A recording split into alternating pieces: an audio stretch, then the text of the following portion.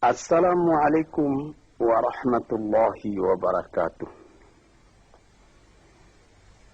Para pendengar, peminat kaset-kaset saya ini, laki-laki dan perempuan, baik yang sedang tinggal di rumah atau dalam mengembara dalam perjalanan yang jauh dengan mobilnya, diputar kaset, didengarkan Nabuya berceramah, seakan-akan kita berdekat, meskipun saya tidak ada dalam mobil ini, tapi suara saya ada. Yang akan saya bicarakan pada hari ini ialah tentang mensyukuri nikmat Allah Subhanahu wa Ta'ala. Tuhan bersabda di dalam Al-Quran, la in syakartum la azidannakum wa la in kafartum inna azabi la syadid. Sesungguhnya jika kamu syukuri yang nikmat yang diberikan Allah kepadamu, niscaya nikmat itu akan ditambah lagi oleh Tuhan. Sebaliknya jika kamu lupakan nikmat itu, tidak kamu pedulikan, maka azab atau siksa Tuhan sangatlah pedihnya. Inilah ayat tentang syukur yang disebutkan oleh Tuhan di dalam Al-Quran. Sebenarnya nikmat yang diberikan Allah kepada manusia itu tidaklah terhitung banyaknya. Tuhan pun mengatakan wa in ta'udu ni'matallah la tuhsuha. Jikalau kamu hendak menghitung nikmat Allah, tak dapat kamu membilang berapa nikmat itu. Ada alat-alat modern sekarang yang dipakai orang, komputer, yang dapat menghitung berjuta-juta, bahkan bermiliar dengan cepat. Tapi bagaimanapun cepatnya hitungan komputernya nanti sudah rusak dan nikmat Allah belum juga semua dapat dituliskan. Apa yang kita syukuri? Apabila kita mengenalkan nikmat Tuhan itu, kita menjadi kaya dalam batin. Kita tidak jadi murung dalam hidup. Sejak dari matahari yang terbit di waktu pagi, terbenam di waktu sore, di waktu senja, lalu berganti dengan malam, dan apabila malam sudah datang, bintang-bintang pun berkelap-kelip di langit. Itu pun sudah kita syukuri jika kita mengenal Dia. Di atas bumi sendiri pun kayu-kayu yang menghijau, buah-buahan yang renum masak, ikan di laut, deburan pasir ketika ombak mengempaskan dirinya ke pantai, pohon kelapa nyiur yang melambai di tepi pantai, dan segala macam yang lain yang susah buat dituliskan, buat diucapkan pun, menjadi perbandingan, menjadi peringatan kepada kita bagaimana besarnya nikmat yang melingkungi manusia ini. Tuan-tuan yang terhormat, di dalam Al-Quran Tuhan pernah bersabda, wa khalaqna lakum ma fil ardi jami'a. Semua isi bumi ini kami sediakan buat kamu. Kami sediakan buat kamu. Sehingga apabila kita melihat ke laut, lihat ombak itu berdebur ke pantai, lalu kelihatan dari jauh perahu nelayan menyusur ombak dan gelombang mencari ikan Untuk siapa ikan yang dicarinya itu? Untuk kita makan. Apabila kita lihat padi menguning di sawah, kita tanamkan padi itu. Untuk siapa buahnya? Untuk kita makan. Pisang yang tumbuh di pekarangan rumah kita untuk kita makan. Malahan kalau kita lihat binatang-binatang berkaki 4, kambing, sapi, kerbau. Hei kambing, hei sapi, hei kerbau, mengapa kamu gemuk? Mengapa kamu jadi besar? Kami disediakan buat kamu. Buat kamu. Payahlah menghitungnya. Sampai kepada buah-buahan yang ada, mangga, rambutan, durian, makanan-makanan yang lain-lain, lazat dimakan oleh manusia. Kalau sekiranya kita tanyai dan mereka dapat menjawab, tentu jawabnya akan sama semua buat kamu. Inilah nikmat oleh Allah Subhanahu wa ta'ala. Wa sakhkhara lakum ma fil ardi, dan segala isi bumi ini disediakan buat kamu. Di sini kita merasa dalam hati syukur. Allah Ta'ala pun beri peringatan kepada kita. Walaqad karramna bani Adam wa hamalnahum fil barri wal bahri wa razaqnahum minat tayyibat wa faddalnahum ala katsirin mimman khalaqna tafdila.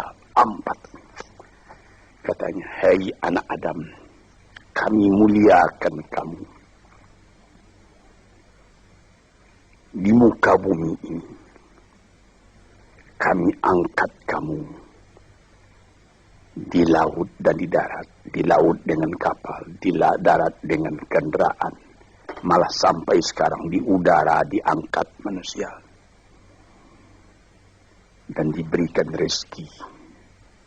Padi menguning, buah-buahan yang manis-manisnya pun bermacam kemanisan. Dan diberikan lagi peringatan bahwa dari binatang yang lain, manusia lebih utama. Dijadikan Allah Ta'ala bermacam-macam binatang, bermacam-macam margastawa yang ada di muka bumi ini. Manusia juga yang lebih tinggi daripada semuanya. Dan sebagai patri daripada segala nikmat yang ada itu, diutus Tuhan pula, utusan-utusannya terdiri daripada bangsa manusia sendiri. Nabi-nabi dan rasul-rasul sejak dari zaman Nabi Adam, Nuh, Idris, Hud, Salih, Ishaq, Yakub, Yusuf, Daud, Sulaiman, Zakaria, Yahya, Isa, Musa, dan lain-lain. Harun, dan lain-lain. Sampai kepada Nabi Muhammad SAW. Tanda cinta manusia itu sempurna kepada manusia. Cinta Allah kepada manusia itu sempurna. Dikirim manusia sendiri buat menyampaikan bagaimana manusia tadi supaya selamat dalam kehidupannya. Dan diberi peringatan kepada manusia bahwa hidup itu bukan sekedar yang sekarang saja. Sesudah hidup yang sekarang ada lagi hidup yang lain. Hidup yang akan datang yang lebih kekal daripada hidup yang sekarang. Hidup yang sekarang ini disebut al-hayatul faniyah. Hidup yang fana. Kelihatan sebentar, kemudian hilang. Sesudah hilang tak kembali lagi. Tapi nanti disambut dengan al-hayatul baqiyah. Hidup yang kekal. Disitulah kehidupan yang sejati. Kita kembali kepada yang tadi. Mengenal hidup yang seperti ini saja sudah patut disyukuri. Kalau kita tidak mengenal hakikat dari kehidupan itu, apalah obah kita dengan binatang. Tuhan pernah bersabda dalam Al-Quran. Dia katakan, walaqad zara'na li jahannama katsiran minal jinni wal insi lahum qulubun la yafqahuna biha wa lahum adhanun la yasma'una biha wa lahum a'yunun la yubsiruna biha wa lahum adhanun la yasma'una biha ulaika kal an'am bal hum adall wa ulaika humul ghafilun. Akan kami lemparkan kepada neraka kesengsaraan, api neraka jahanam. Manusia, dia berhati tapi tidak memperhatikan, dia bermata tak melihat, dia berkuping tak mendengar. Apalah ubahnya manusia yang demikian itu dengan binatang?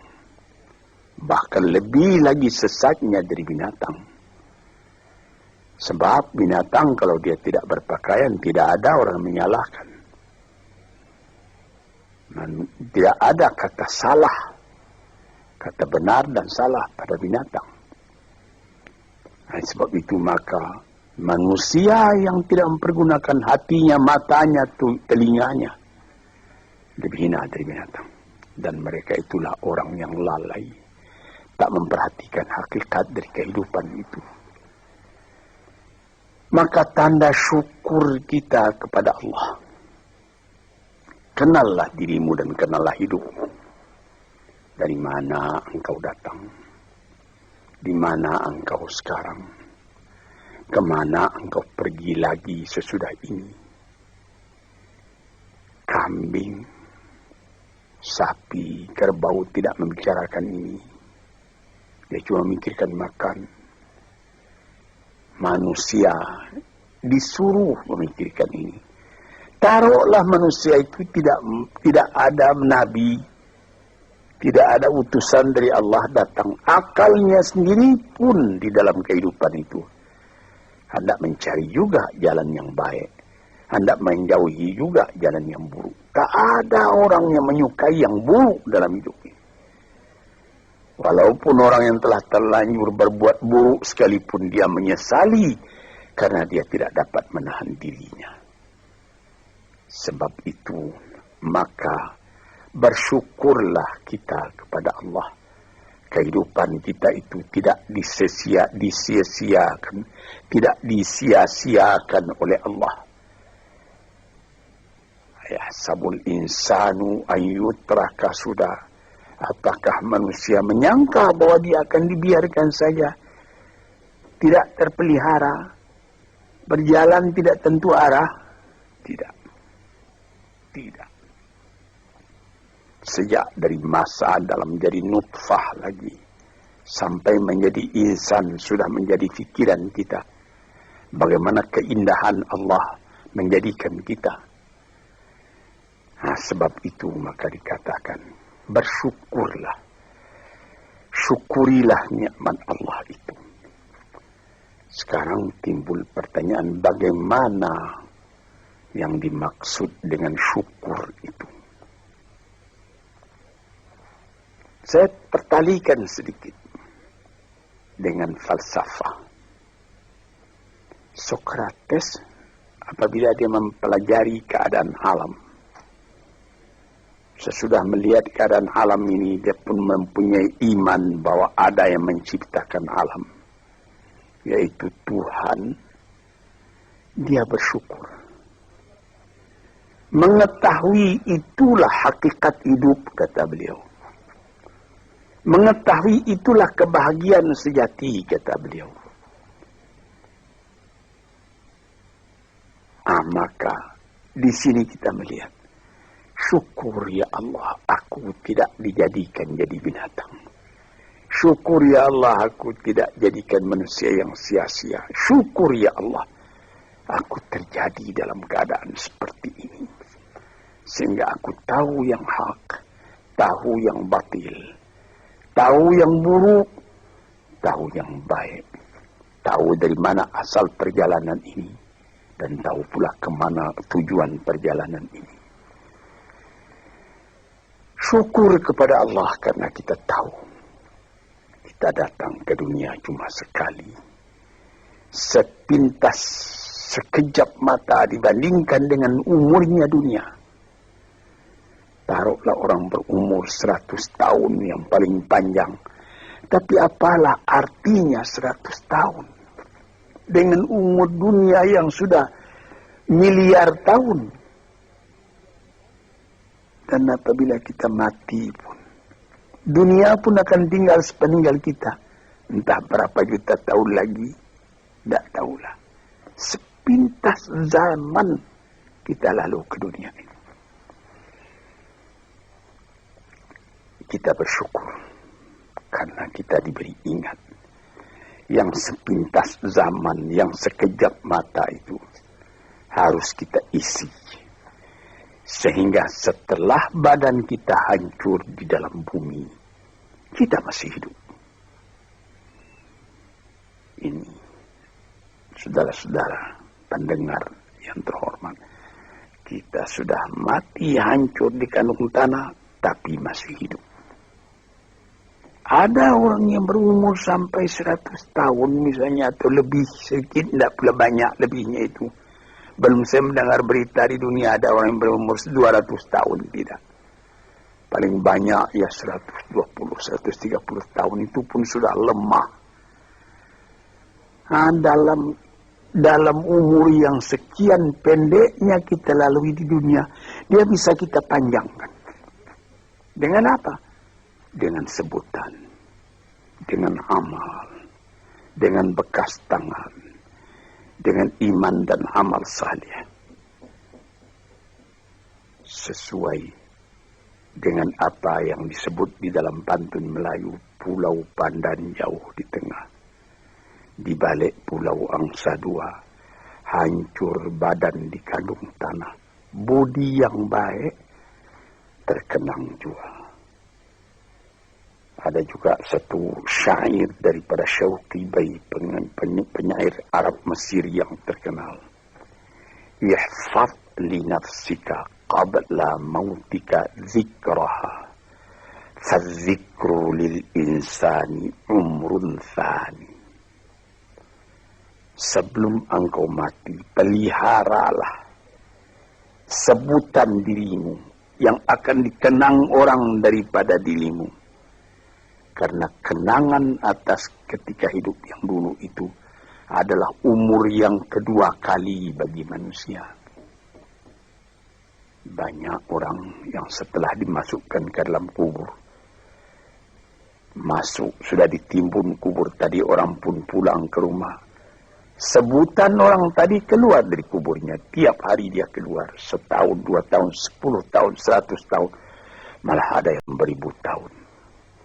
Nabi kita Muhammad sallallahu alaihi wasallam umurnya cuma 64 tahun. Tapi beliau sampai sekarang sudah 1400 tahun. Masih seperti kemarin saja hidup beliau itu menjadi sebutan siang malam. Inilah maksudnya yang dikatakan orang yang sesudah mati dia hidup kembali lebih panjang umurnya. 64 tahun dibandingkan dengan 1400 tahun. Dan selama azan masih kedengaran di puncak menara, entah ratusan ribu tahun lagi, itu nama akan tetap hidup. Ini yang kita syukuri kepada Tuhan. Sebaliknya, setelah kita sebutkan bagaimana syukur atas nikmat yang diberikan Allah, sebaliknya ada orang yang tidak berterima kasih sedikit juga kepada Tuhan, melainkan mengomel terus bagaimanapun banyaknya nikmat yang dia terima. Maka pada ujung ayat tadi dikatakan, wala in kafartum inna azabi la syadid. Kalau kamu masih mengingkari nikmat Tuhan itu, maka siksaan Tuhan amatlah pedihnya kepada dirimu. Memang banyak sekali manusia Sudah ada nikmat datang, dia tidak memperdulikan nikmat itu, dia masih mengomel saja. Kita misalkan, ada seorang perempuan bertandang ke rumah sahabatnya perempuan yang lain. Sesampai di rumah tadi dilihatnya, senang dia melihat bagaimana keadaan rumah itu. Dilihatnya ada televisi terletak, ada radio, ada CC, kursi-kursi bagus, ada lagi perhiasan-perhiasan yang lain. Tanda dia bergembira, dia bilang, syukur saudara atau saudari, ada radionya ini, ada televisinya ini, ada lagi CC-nya model betul ini. Furniture di mana ini yang menyediakan? Disambutnya, televisinya sudah model, ketinggalan model ini 10 tahun yang lalu. Radionya sudah bahula ini. CC-nya juga begitu. Ada yang model sekarang, yang model baru. Saya sudah ketinggalan zaman ini. Ini misalnya. Nikmat yang telah ada itu tidak disyukurinya, melainkan diomelinya. Ini banyak manusia yang seperti ini. Sebagaimana pernah saya katakan dalam kaset ini, inilah orang yang wa nafsin wa min nafsin la tashba, jiwa yang tidak pernah merasa kenyang, tamak terus.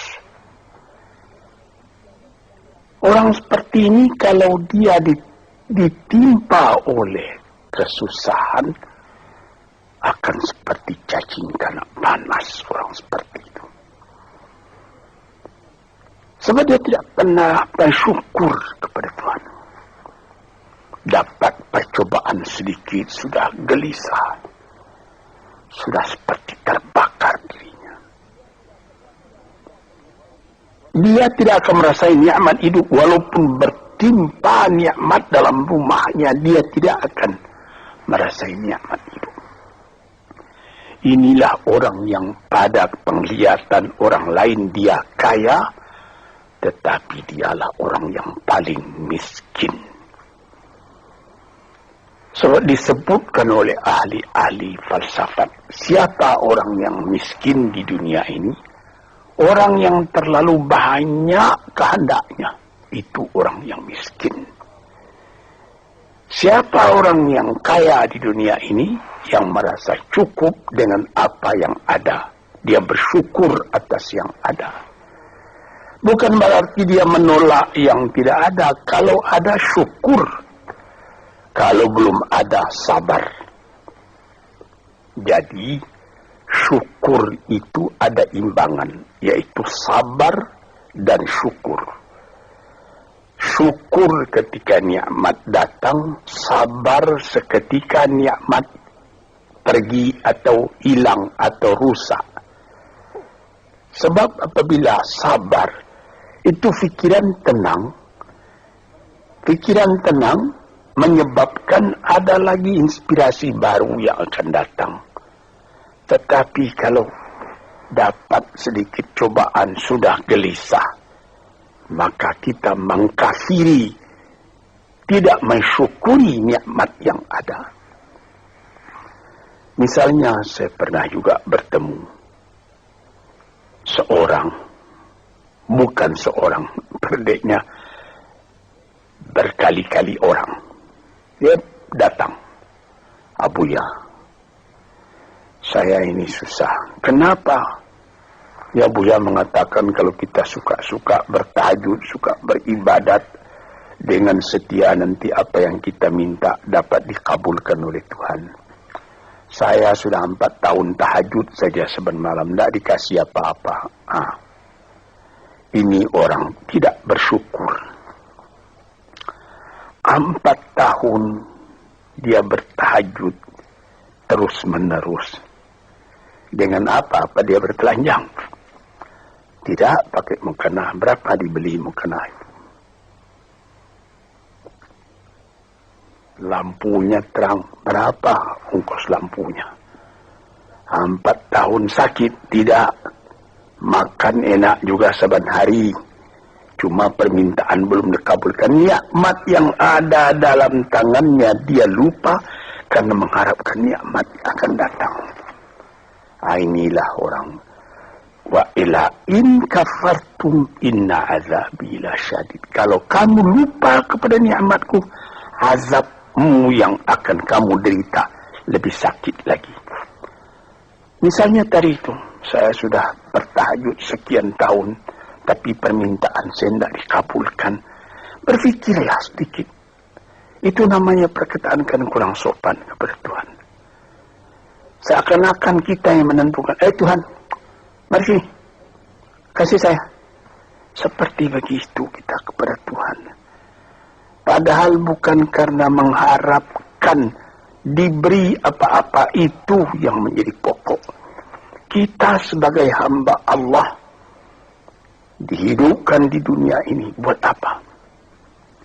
Di dalam Quran dikatakan, "Ma khalaqtul jinna wal insa illa liya'budun." Tidaklah aku jadikan jin dan manusia melainkan untuk beribadat kepadaku. Jadi artinya bukan 4 tahun. Selama hidup hendaknya kita beribadat kepada Tuhan. Bukan mengharapkan apa-apa, karena yang ada ini sudah harapan kita. Yang ada disyukuri. Ini satu contoh. Saya ingatkan apa maksudnya. Inna azabi lasyadid.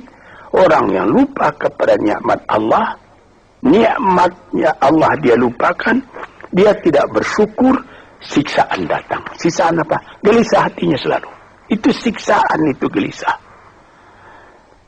Sudah dapat mobil. Apa merek mobil? Mereknya Holden. Ya, tapi baru dipakai 2-3 hari. Ya, tapi sekarang ada lagi ini Holden dah. Mau pakai Mercedes Benz, pakai apa lagi? BMW, Volvo, macam-macam pikirannya itu sudah siksaan buat dia. Padahal bukan pula dilarang mencita-cita yang baru itu, bukan dilarang. Tapi berpikirlah dengan wajar yang akan datang disyukuri, yang telah ada ini lebih disyukuri lagi. Orang gelisah karena mengharapkan yang baru, dia lupa keadaan kekayaan yang ada pada dirinya sendiri. Cobalah, kita kaya, mobil ada, rumah besar, ini cukup. Tapi badan sakit. Bagaimana? Saya teringat salah seorang sahabat saya telah meninggal. Itu terkenal orang kaya besar. Bapak Rahman Tamin. Dia di rumah sakit. Dia ketika itu baru saja membuka pabrik tekstil di Surabaya. Jadi, bukan main lah, dia terkenal. Jadi ketika dia sakit, saya pergi melihat dia. Sekarang saya mengerti, katanya, apalah arti kekayaan saya yang banyak itu, katanya. Yang penting sekarang ini bagi saya sehat. Ini perkataan dari seorang mukmin yang mengetahui berapa nikmat Allah. Tapi nikmat yang paling besar itu kesehatan, bukan kekayaan. Dia berdoa kepada Tuhan, dia beribadat. Dia minta, ya Allah, sehatkanlah badanku atau tetapkanlah imanku. Ini saya pernah melihat. Di sini kita melihat bahwa kesehatan badan adalah kekayaan yang tidak ada nilainya. Walaupun engkau tidak mempunyai banyak kekayaan, tapi badanmu sehat, kekayaan berjuta-juta itu. Engkau tidak banyak kekayaan, tetapi engkau makan enak. Pernah saya juga berjalan-jalan dengan seorang teman orang kaya, naik mobil lalu di dekat sawah, orang-orang bekerja sawah. Ketika itu hari kira-kira pukul 12.30 hari, saya melihat bagaimana sesudah membajak sawahnya, orang yang punya sawah tadi makan. Dibawakan oleh istrinya dari kampung. Di dalam besek nasi yang akan dimakan oleh suaminya, dimakan oleh suaminya itu. Sehingga kawan saya yang punya mobil tadi, menjadi dalam hatinya itu seakan-akan iri. Saya yang tinggal di gedung besar, di rumah besar, mempunyai mobil beginian, tidak merasa enak makan seperti itu. Coba Tuhan, berapa nikmat Allah. Maka itu kita kembali kepada pangkal kaji tadi. Wa in syakartum la azidannakum. Apa nikmat yang telah diberikan oleh Allah Ta'ala, syukurilah. Apabila itu engkau syukuri, badanmu sehat, hatimu senang, dadamu lapang. Dalam hal itu insya Allah Tuhan memberikan lagi tambahan nikmat itu. Wala in kafartum, tetapi jikalau engkau lupakan nikmat itu, itu namanya sama dengan kafir. Melupakan nikmat itu sama kafir. Sebab kafir itu ada namanya kafir inad, kafir juhud, kafir nikmat. Kafir inad artinya keras kepala. Kafir juhud, ingkar, tak mau percaya. Kafir nikmat, nikmat Tuhan telah datang, lupa nikmat itu. Itu juga termasuk kafir namanya. Kalau kita lupakan nikmat itu, maka kita sudah meracun diri sendiri. Makan tidak enak lagi. Mengapa? Ya habis. Rumah sewa saya sudah 40 pintu banyaknya. Tapi yang di sana tidak dibayar orang, di sana itu hampir terbakar, rusak. Jadi berapa? Ada 2 rumah. Jadi yang 30 bagaimana? Lupa itu. Inilah beberapa contoh daripada orang yang memungkiri nikmat Allah. Itu juga merubah kepada rupa muka kita. Orang yang selalu tidak puas,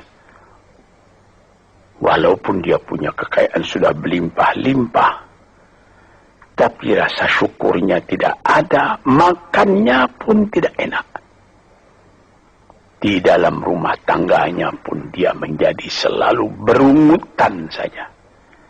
Ketika mula-mula datang sesudah penyerahan kedaulatan pada tahun 50, datang ke Jakarta, suami istri, hidup dengan sederhana, makan enak, tertawa pagi, tertawa sore, apa yang ada dimakan yang tidak sabar. Kemudian berlimpah-limpah rezeki. Rezeki datang, mulai lalai daripada Tuhan. Mulai lupa kepada nikmat. Lama-lama tidak mensyukuri nikmat. Timbul berkelahi dalam rumah. Si laki-laki tadi melihat lagi ada perempuan yang lebih muda. Dia mau kawin lagi, ribut lagi dengan yang tua, macam-macam. Nampak sebagaimana saya katakan tadi, nampak oleh orang luar, orang ini senang ini. Tapi di dalam rumahnya sendiri neraka, dibikinnya sendiri neraka itu karena dia tidak mensyukuri nikmat. Dia bikin sendiri neraka itu sebab dia tidak sabar ketika percobaan datang. Di sinilah tuan-tuan pendengar kaset yang saya cintai. Saya katakan di dalam agama kita disuruh qanaah. Apa? Menyambut dengan kedua belah tangan nikmat yang diberikan Allah, kecil atau besar, Yang penting nilainya. Nilai nikmat itu ialah apabila kita terima dengan syukur. Dan kalau percobaan datang, kita tabahkan hati, kita sabar. Percobaan itu banyak. Harta, berniaga rugi, istri atau anak yang dicintai mati misalnya, dan lain-lain sebagainya. Kita sabar menerima itu. Kita tabah menerimanya sehingga kita tidak goyang. Ketika nikmat datang, kita syukur, jadi kita tidak sombong. Ketika percobaan datang, kita sabar, jadi kita tidak bingung. Kita punya hidup selalu tenang. Di dalam ilmu tasawuf disebutnya bahwa antara syukur dengan sabar itu adalah seperti sayap. Sayap sebelah kanan syukur, sayap sebelah kiri sabar. Kalau patah salah satu dari dua sayap itu, kita jatuh, tidak bisa kuat lagi. Jadi sebagaimana kapal terbang juga mempunyai dua sayap. Kalau patah satu, lebih baik lekas berhenti, jangan berlayar lagi, nanti bahaya besar jatuh. Hadirin yang terhormat, saya rasa untuk keterangan pada hari ini cukup sekian. Assalamualaikum warahmatullahi wabarakatuh.